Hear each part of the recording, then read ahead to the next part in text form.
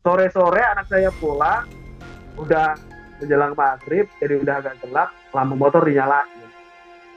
Pas waktu dia mau buka pintu, motor ditaruh, diberhentikan, dia jalan buka pintu, dia mau naik motor itu lagi, mau masuk. Lampu ini kan nyorot gitu, cewek berdiri, tapi ya memang dia nggak kelihatan wajahnya ya, dia hanya berdiri menunduk gitu ya, menunduk dengan rambut yang panjang, kain baju warna putih, dress gitu ya, dress putih. Dia menunduk, kelihatan menunduk, bukan dari belakang, tapi kelihatan tangannya itu begini menunduk. Nah, pas saya pulang, saya tanya kenapa. Nah, ada hantu ya. Jadi hantunya kenal, hantunya gimana? Ya kayak di TV kuntilanak gitu.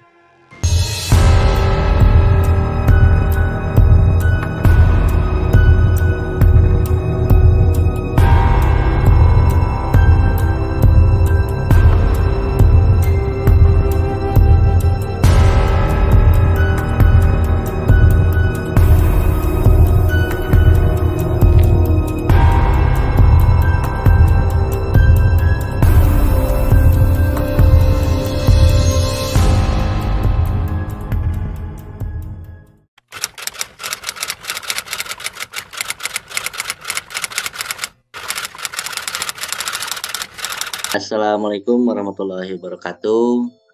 Selamat bertemu kembali Waalaikumsalam. di channel Teddy Juna Official dan channel Oncor Story.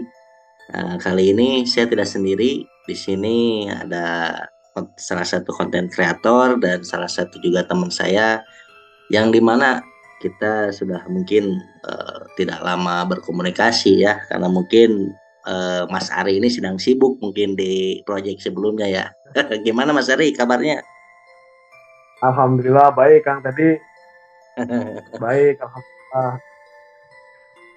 Saya ini baru lihat nih konten yang baru itu kan, udah lama ya, mungkin 3 bulan yang lalu ya Mas, terakhir upload ya. Saya udah 3 bulan yang lalu bener Kang.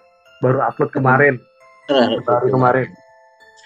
Nah kebetulan nih kan Kang Ari ini salah satu konten kreator yang mungkin di Oncor Story ini menceritakan berbagai cerita ya, tentunya cerita-cerita, ada yang horor, mungkin ada yang bercerita mengenai pengalaman hidup, atau misalnya cerita apa namanya ya, untuk pengantar tidur ya Mas Ari. Ya, sebenarnya kalau cerita itu kan banyak Kang. Ada yang horor, ada yang love story, ada yang petualangan. Jadi kenapa saya bikin Ontor Story itu sebenarnya kan kita nggak melulu menceritakan tentang horor gitu ya. Bisa petualangan, bisa percintaan gitu. Jadi namanya tetap Oncor Story. Oncor itu sebagai penerang kan. Kalau di daerah Jawa itu Oncor itu penerang. Sama juga di Garaman di Sunda mah. Ya Oncor kalau itu di penerang. kalau di Sunama mungkin cempor ya, namanya lampu gitu ya, penerangan cempor gitu. Nah, oke, kita beralih ke ini Mas Ari. Untuk kan Mas Ari ini sering cerita-cerita horor ya. Mungkin teman-teman juga banyak pertanyaan nih ketika membawakan sebuah cerita. Nah, apakah itu apa namanya, harus dengan otomatis kan ketika Mas Ari apa nyerita itu kan harus dengan pembawaan ya. Seakan-akan Mas Ari Ya, itu apa namanya, mewakili dalam cerita gitu kan. Nah, itu iya Kang. eh, yang dirasakan Mas Ari itu memang masuk ke dalam cerita itu atau hanya sekedar membacakan? Ada. Jadi karena channel itu juga masih baru, baru hampir tahun gitu ya. Jadi ada beberapa yang baca. Jadi kalau baca itu kelihatan banget kok. Kalau orang menceritakan dengan cara membaca itu kelihatan. Tapi kebanyakan saya menceritakan dengan tidak membaca. Jadi hanya pertama yang saya lakukan adalah mengingat alurnya, mengingat Oh, alur, mengingat tokoh, mengingat tempat, dan membayangkan tempat itu. Setelah itu selesai ya udah bercerita. Sekenanya bahasanya kan, bahasanya nah jadi itu. sekenanya, sedapatnya ketika bercerita. Kadang-kadang kan kalau kita perhatikan sekarang ini kan banyak ya seperti podcast-podcast horor atau misal podcast-podcast misteri yang memang kontennya itu membicarakan atau menyajikan cerita-cerita misteri ya, Kang. Jadi Oke. mungkin kalau saya bayangkan itu kan karena tata bahasa, kemudian juga karena mungkin banyak di channel apa namanya ya, seperti platform-platform apa nama musik gitu kan. Jadi dia lebih ke audio mungkin ya. Mungkin dia mungkin baca teks ya karena memang tidak ada kata atau kemudian apa namanya apa nama sempat terhenti gitu. Nah, itu kan berbeda seperti Mas Ari gitu kan. Nah, Mas Ari kan ibaratnya natural kalau saya lihat gitu kan. Membawakannya itu memang dengan pembawaan seakan-akan Mas Ari itu ada di cerita itu gitu. Kalau dilihat sekarang banyak ya, ya saya juga baru gitu ya, dan banyak channel-channel yang baru yang hanya membaca cerita gitu ya. Membaca cerita itu juga nggak salah, bagus gitu ya. Dan memang cerita itu ditulis kan kalau menurut saya memang sudah sesuai bahasa, kemudian alur, dibolak-baliknya alur itu udah bagus Kang. Jadi tinggal baca dan pendengar tidak tinggal mendengarkan cerita. Tapi bagi saya ketika saya membaca ada yang aneh gitu kan. Karena bahasanya nggak sesuai dengan bahasa saya gitu. Ya itu. Kadang-kadang malah malah belibet, lidah itu jadi apa, nekuk-nekuk gitu. Kalau kita beli ketika bercerita langsung itu kan pada saat memilih bahasa, pada saat kita memilih bahasa itu kadang-kadang nya muncul atau itu muncul. Itu karena kita memilih bahasa yang tepat untuk diceritakan kepada pendengar. Tapi kalau membaca ya, membaca pun kadang-kadang ada yang nggak lancar kok kan. Ya, ya. Nah, resikonya ketika membaca gitu ya, kita membaca, kita itu kan nggak sebentar gitu ya.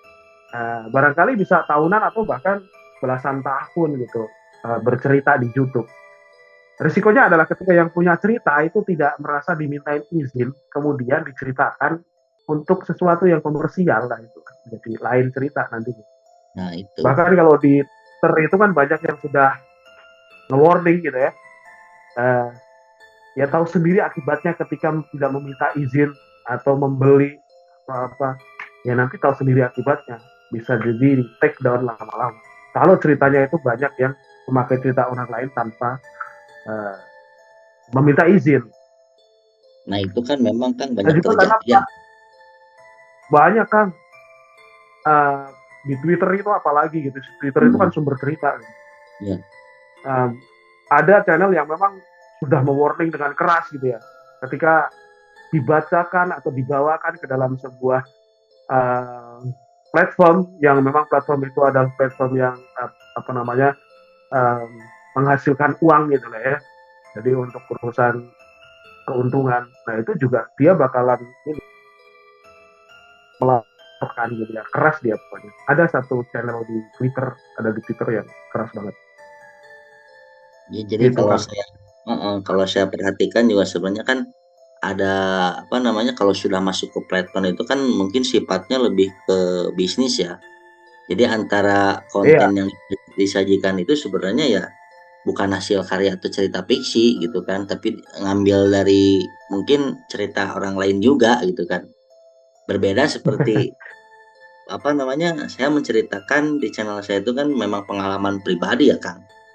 Jadi iya, pengalaman pribadi, kemudian juga pengalaman spiritual juga kan kadang apa tidak selalu saya ceritakan konten tentang cerita pengalaman ya, oh, mungkin tentang ilmu tentang apa gitu.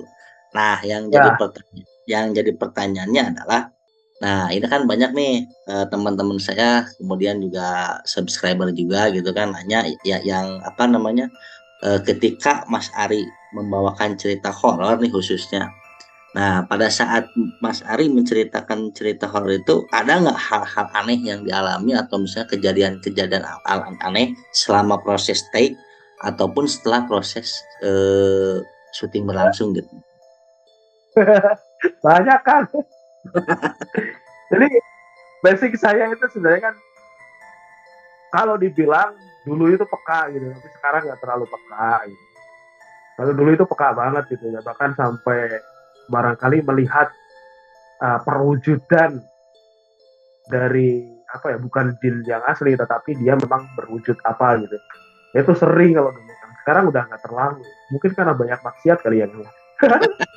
Nah, kalau beberapa pengalaman ya, salah beberapanya gitu, bukan salah satu tapi salah beberapanya adalah ketika saya ada di sebuah hotel gitu ya, ada urusan pekerjaan perjalanan waktu itu, kemudian saya sempat membuat cerita.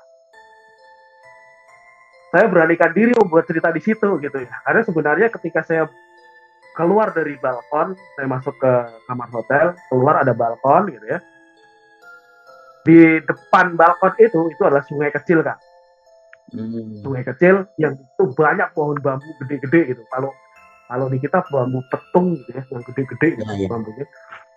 Dan pucuk si bambu itu agak berdekatan dengan atap hotel gitu. Jadi kedengaran sak gitu. Dan itu nggak ada rumah di situ kan. Itu alam, bentangan alam. Yang saya pikir di situ, wah ini tempatnya nih. Dan tempatnya itu hari pertama saya belum bikin, malam pertama itu hanya ngerokok sama ngopi aja di situ, tidur karena terlalu capek. Nah hari kedua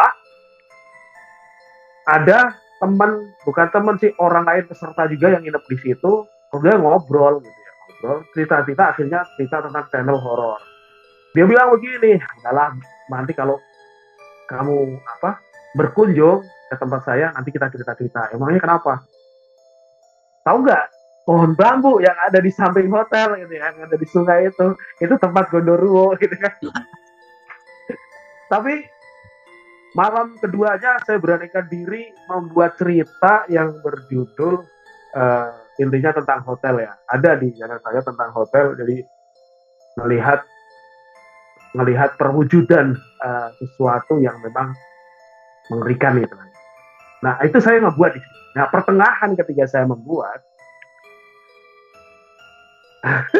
jadi saya kan pakai pakai kamera HP biasa nih kan, kamera HP sama ini nih kayak gini. Iya. Jadi pada saat gimana ya ceritanya? Jadi pada saat itu terang sekali kamar hotel saya itu, karena memang saya pengennya terang, nggak terlalu takut gitu ya. Nah ketika membuat itu nampak itu ketika saya menoleh ke belakang. Jadi awalnya hanya suara sak gitu ya, sak gitu. Kayak misalnya kalau di hotel itu ada suara deru si mesin AC atau mesin kamar mandi yang di sebelah itu kan gitu ya, sak gitu ya, sak. Pas kaget kan, sepersekian detik ketika menoleh, bayangan itulah yang kelihatan. Hanya sebuah bayangan hitam. Dan di situ masih terekam, teman, saya nggak masukkan ke konten tuh. Masih terekam, tapi saya nggak masukkan, saya potong. Karena di situ saya bilang kotor kan. Anjing. Pada saat noleh itu, anjing. Nah gitu. Akhirnya sepersekian detik itu saya potong di YouTube. Itu pertama. Itu yang pada saat itu terjadi. Nah, yang kedua terjadinya bukan pada saat itu. Nah ini saya bikin konten di rumah. Karena sebenarnya di rumah itu pada saat bikin konten, kedengaran suara orang lagi jalan, seret-seret lagi nyapu. Itu malam ya. Malam saya biasanya bikin konten kan ketika anak sudah pada tidur. Jadi mungkin selepas jam 9 lebih, nggak mungkin ada orang nyapu di luar kan. Karena rumah saya di benteng. Kemudian nggak ada orang yang jalan karena ketutup. Itu sering terdengar kalau seperti itu. Kemudian yang menjadikan keganggu setelah itu adalah, jadi beberapa makhluk yang ada di luar pekarangan saya kan, itu ketarik kan. Salah satunya adalah kuntilanak. Itu yang pasti sangat ganggu. Itu kuntilanak itu sudah ada lama sekali gitu ya. Lama sekali itu artinya di situ ketika pemukiman belum ramai itu sudah ada di situ. Nah, itu berdiamnya di dapuran bambu belakang rumah, tetapi pekarangan orang lain. Itu nggak berani masuk ke pekarangan kan. Tertarik tapi dia nggak bisa masuk. Dia hanya bisa memperlihatkan. Nah, salah satu kejadian itu 2 kali kan. anak pertama saya itu 2 kali dilihatin dia itu sampai dia itu teriak-teriak manggil ibunya, motornya nggak berani dimasukin. Di sore hari habis dia main bola, uh, dia pulang itu mau masukin motor lewat samping rumah. Nah, samping rumah saya itu gambarannya begini kan, dari jalan halaman depan itu gede gitu ya, kemudian ada jalan masuk antara kolam sama tembok rumah itu sekitar 1,5 meter masuk. Itu jalannya panjangnya kurang lebih 12 meter ke belakang, kemudian di belakang itu menghadap ke utara ada pintu itu untuk memasukin motor. Nah, cuman ke belakangnya lagi itu dulunya belum ditembok, belum. Jadi ke belakang pekarangan orang yang di belakang rumah, pekarangan orang, jadi belakang rumah orang itu sampai 1, 2, 3 rumah kelihatan. Tapi kalau di kampung itu kan rumah lebar-lebar kan, kelihatan loh. Sampai ke dapuran bambu itu kelihatan. Nah, tetangga itu biasanya yang dapurnya kelihatan itu biasanya nyalain lampu. Pada saat itu nggak nyalain lampu gitu loh. Sore-sore anak saya pulang, udah menjelang maghrib, jadi udah agak gelap, lampu motor dinyalain. Pas waktu dia mau buka pintu, motor ditaruh, diberhentikan, dia jalan buka pintu, dia mau naik motor itu lagi, mau masuk. Lampu ini kan nyorot. Lampu Scoopy coba bilang. Lampu Scoopy itu kan nodong ke atas kan. Itu nyorot. Itu dia teriak langsung. Wah, ya, ibu. Gitu. Masuk rumah itu nggak berani keluar lagi, akhirnya yang masukin ibunya. Ibunya juga sebenarnya takut. Kenapa? Tadi ada cewek gitu, cewek berdiri, tapi ya memang dia nggak kelihatan wajahnya ya. Dia hanya berdiri menunduk gitu ya, menunduk dengan rambut yang panjang, kain baju warna putih, dress gitu ya, dress putih.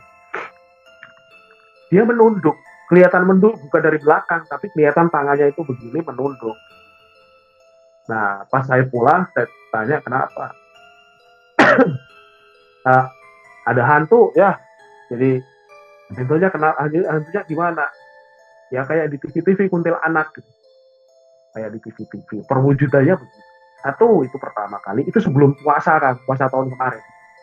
Setelah Lebaran, dapat lagi dia kan. Di situ juga sama. Tapi waktu itu dia melayang.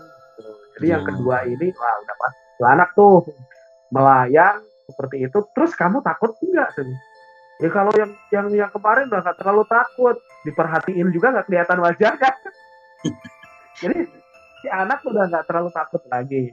Cuman kayak gitu akhirnya kan di tembok sekarang muter gitu ya, biar nggak kelihatan. Gitu. Walaupun sebenarnya kuntilanaknya itu nangkring di atas tembok. Jadi tapi dia tidak mau masuk ke pekarangan. Mungkin itu hanya membatasi. Jadi bukan membatasi Kang. Jadi kalau rumah saya itu kan pekarangan yang itu dari dulu memang dijagain gitu kan. Kenapa saya tahu dijagain? Gitu. Nah, dulu yang saya bilang dulu itu saya masih peka banget gitu. Dulu itu saya ngelihat yang saya ceritakan di channel juga itu harimau hitam. Mungkin panjangnya hampir 3 meter kan. Besar dan panjangnya hampir 3 meter. Itu dia gulung-gulung gitu di belakang rumah nenek buyut. Jadi yang saya tempati itu adalah rumah nenek buyut. Setelah dewasa, saya itu akhirnya sempat didiami oleh kodam itu. Bagaimana saya tahu saya didiami? Ya beberapa kejadian yang sebenarnya saya nggak mau menceritakan. Jadi intinya waktu itu saya tidak bisa mengendalikan diri kan. Saking marahnya karena sesuatu yang besar sekali, saya tidak bisa mengendalikan diri. Cuman saya itu sadar gitu. Jadi saya itu seperti harimau beneran. Kekuatannya itu full power gitu kan. Jadi ada apapun nyenggol, single dong itu babar. Itu terjadi sekali. Kemudian terjadi 2 kali karena diruqyah. Cuman belum berhasil, saya udah nggak pernah kesana lagi.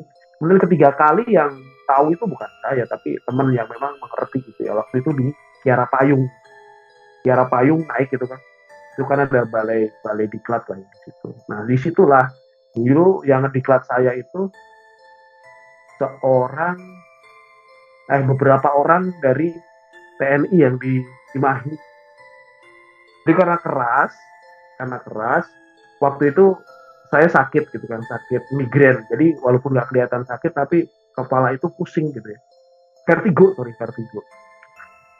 Nah saya nggak masuk 1 hari, gitu, karena memang saya tidak akan bisa ngapa-ngapain. Jalan keluar, buka mata itu pasti muter. Nah, ketika sudah sembuh itu ditanyain kayak orang diinterogasi kan. Padahal saya itu bukan yang ngasih saya penghasilan, bukan dia gitu ya. Dia nggak berhak seperti itu gitu, terlalu seperti itu.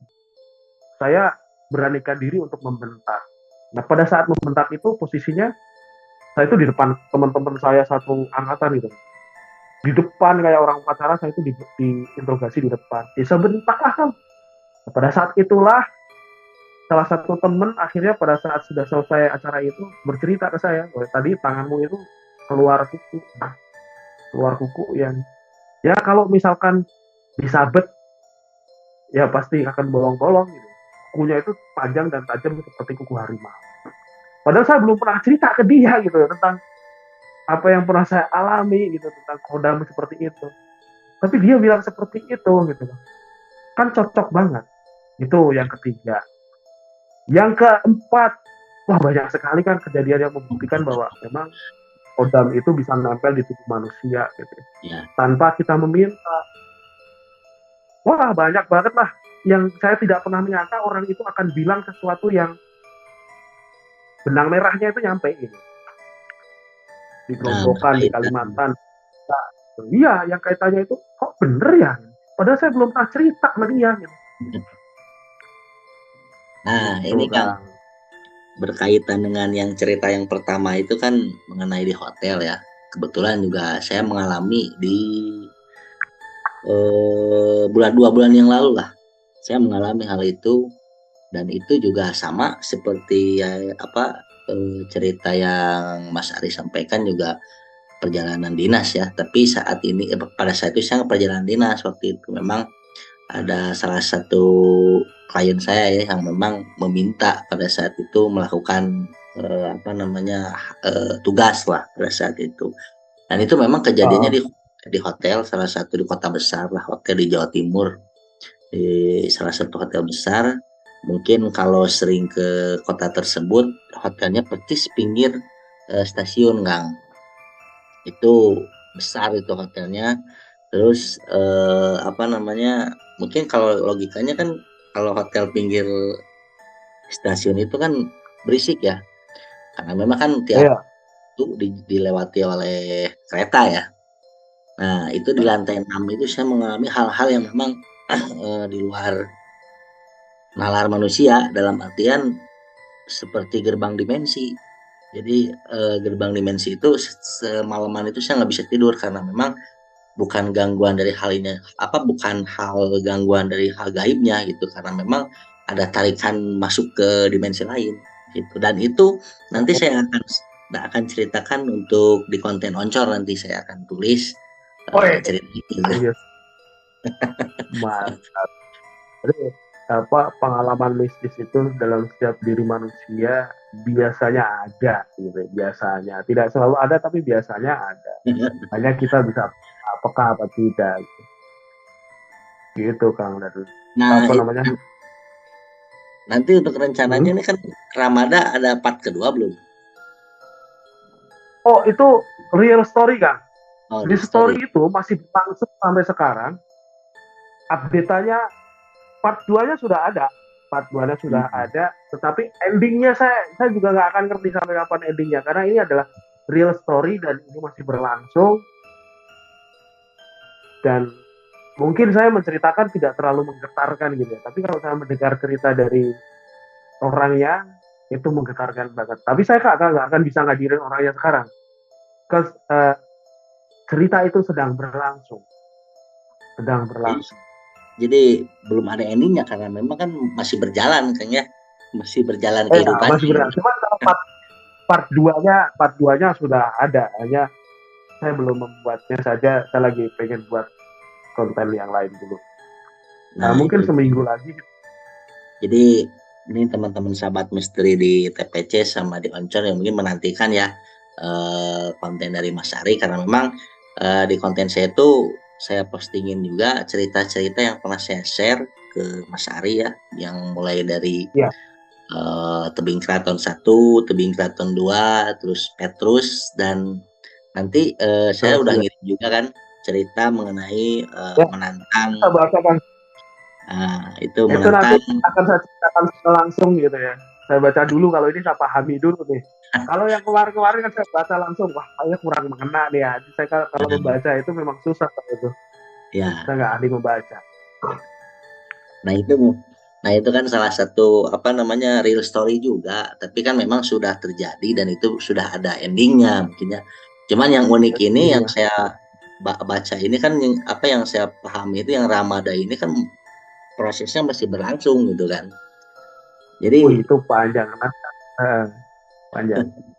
ya panjang, dan itu juga pun cerita nyata gitu kan. Nah otomatis kan Mas, Mendesak akan. jadi kan maksudnya Mas saya terus memantau mungkin nanti endingnya tuh seperti apa, karena memang kan apa namanya kejadian nyata, orangnya ada, terus ceritanya masih berlangsung, belum tentu kan endingnya seperti apa gitu kan ya. Kalau Belum tentu. Belum uh, tentu kita happy ending atau sad ending belum tahu. Karena bocorannya saat ini keluarganya pun masih tidak setuju, terutama ibunya. Karena style dari cinta ini adalah style yang uh, tidak disukai oleh ibunya. Jadi kalau orang tua kan pengennya itu yang alim gitu ya. Kalau muslim ya berjilbab, ya, berkerudung, tidak tomboy, tidak rambutnya tidak dicat kayak gitu kan. Kalau orang tua zaman dulu. Nah sekarang ya sekarang nanti dinantikan aja ceritanya, nanti bagus gitu ya. Bagus, bagi saya bagus sih. Pelajaran sangat berharga gitu.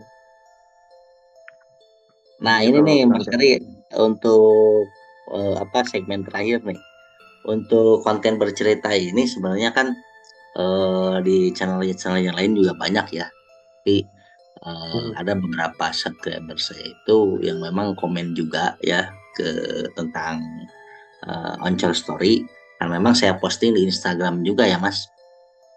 Nah itu Oh, nggak mereka, apa-apa. mereka juga apa komen bahwa beda dari yang lain karena memang pembawaan ceritanya saja gitu. Setelah itu Eh, jadi agak-agak beda gitu dari channel yang lain.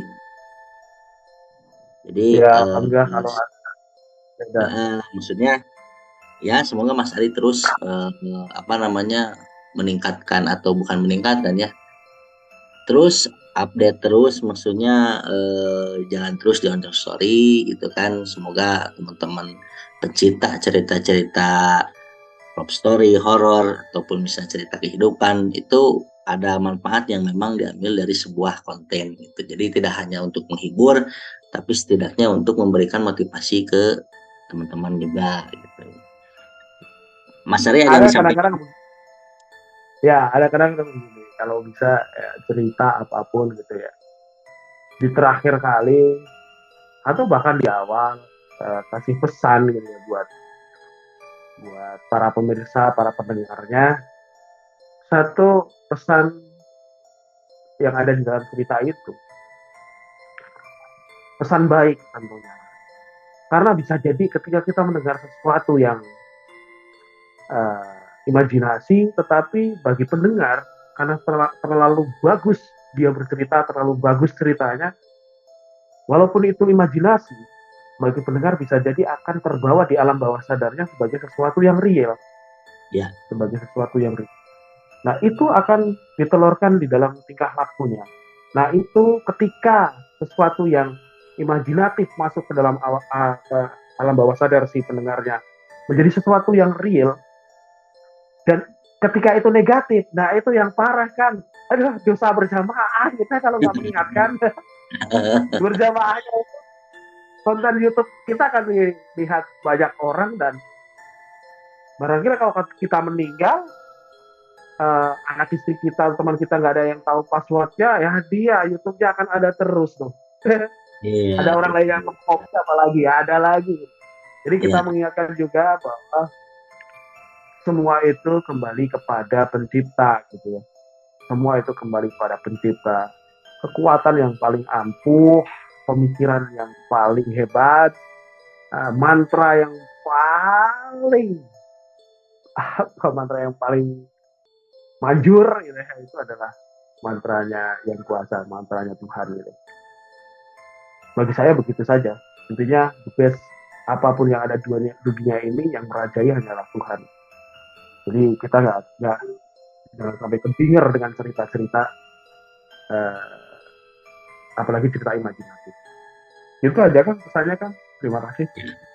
oke, terima kasih Mas Ari sudah meluangkan waktu di punya cerita. Semoga nanti ke depannya kita langsung on the spot ya. Jadi Amin kan. tentang cerita-cerita horor Mas Ari ini nanti ada di konten saya. Khususnya tentang yang Ya, tadi Mas, tentang kodam tadi saya memang menarik nih. Karena memang nanti saya akan hadirkan Ki Japar Dewantara ya, salah satu spiritual dan salah satu host baru gitu di tadi punya cerita tuh ada Ki Japar Dewantara gitu. Yang mungkin lebih mengerti lah tentang hal-hal seperti itu. Nah, nanti saya akan hadirkan langsung ke Sleman, Mas. wah siap kan. Jadi nanti untuk konten berikutnya bisa ketemu darat gitu. Ya, itulah salah satu sekarang saat ini beliau salah satu tim saya yang memang di konten-konten tadi punya cerita yang membahas mengenai keilmuan lah bersama beliau gitu. Tentunya apa namanya ya memberikan motivasi juga ke teman-teman yang salah satunya yaitu itu mengenai percintaan, mengenai usaha, mengenai yang lain-lain. Dan diselingi cerita-cerita kehidupan lah gitu. Oke, Mas Ari, terima kasih sudah meluangkan waktu. Lain waktu, lain hari kita bisa berkolaborasi kembali. Dan jangan lupa untuk teman-teman di tadi punya cerita di subscribe dan di follow ya channelnya Mas Ari. Dan karena di situ ada cerita-cerita saya yang Mas Ari langsung ceritakan baru 3 episode nih, nanti mungkin muncul lagi episode baru mungkin yang nanti Mas Ari upload. Terima kasih. Eh, Semoga teman-teman semua sehat semua. Kita berjumpa lagi di konten selanjutnya di Tadi Punya Cerita. Assalamualaikum warahmatullahi wabarakatuh. Salam. Bye. Waalaikumsalam.